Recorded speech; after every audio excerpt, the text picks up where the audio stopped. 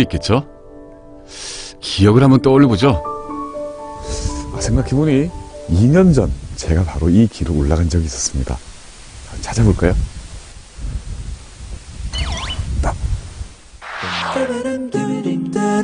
2년 전인 2016년 곡성을 찾은 적이 있습니다. 그때 곡성은 천지사방 가을이었답니다. 네, 왼쪽도 제가 맞고요. 오른쪽도 제가 맞습니다. 2년 만에 이렇게 싹 변했습니다.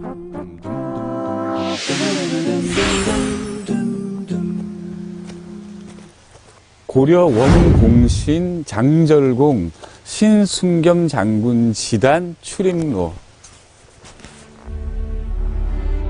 돌로 만든 이정표에 우리의 주인공 이름이 새겨져 있습니다. 신순겸 장군이라는 인물입니다.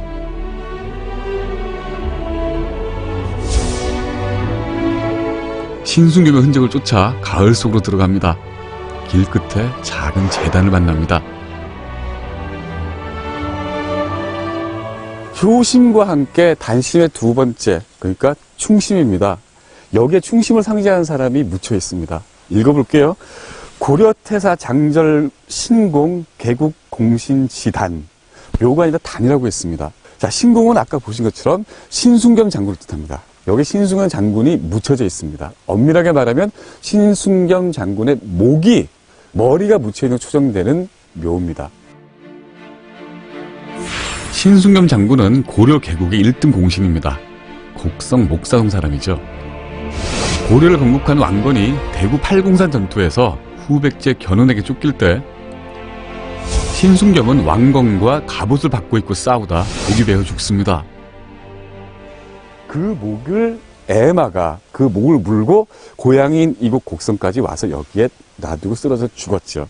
이를 밑에 태안사 스님들이 수습을 해서 머리는 여기에 묻고, 그리고 애마인 용마는 저 뒤에 석축이 보이는 저쪽 언덕바지에 묻었다는 겁니다.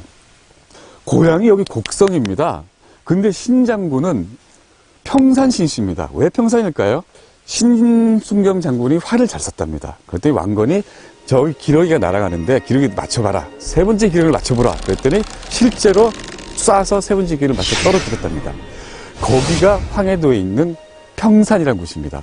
왕건이 너는 이제부터 평산신씨라고 하라. 그래서 평산신씨의 시조가 된 거죠. 그런데 신순겸의 목무덤이 왜 곡성 태안사에 있을까요?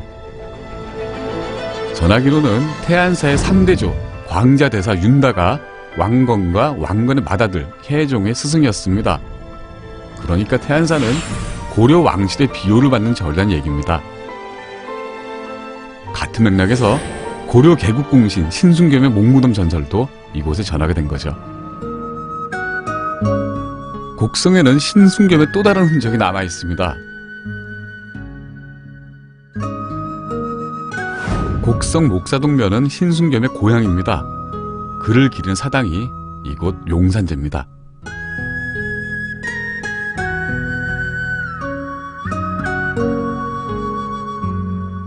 여기 신순겸의 무덤이 하나 더 있습니다. 태안사에 목무덤이 있다면 이곳 무덤에는 어떤 사연이 있을까요?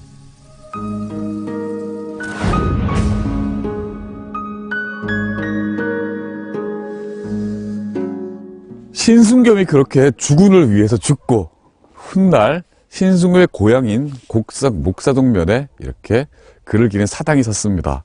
그리고 그 사당에 이렇게 그의 태를 묻은 태 무덤이 서게 됩니다. 지금은 제단으로 쓰고 있죠. 그런데 신순겸의 무덤은 대한민국 땅에 확인된 곳만 6군데입니다. 심지어 북한 땅에도 있다는 이야기도 있습니다. 신순겸의 또 다른 무덤이 있는 강원도 춘천으로 가봅니다. 왜 신순겸의 무덤이 아무 연고도 없는 춘천에 있을까요? 게다가 여기에는 무덤이 3개나 있습니다. 자기를 위해 목숨을 바친 신순겸의 충심에 감동해 왕건은 자기가 묻히려고 미리 봐뒀던 명당터에 그의 시신을 묻습니다. 그리고 사라진 목을 대신에 황금으로 신순겸의 머리를 만들어 함께 묻혀 도구를 대비해서 봉분을 3개나 만들었다고 합니다.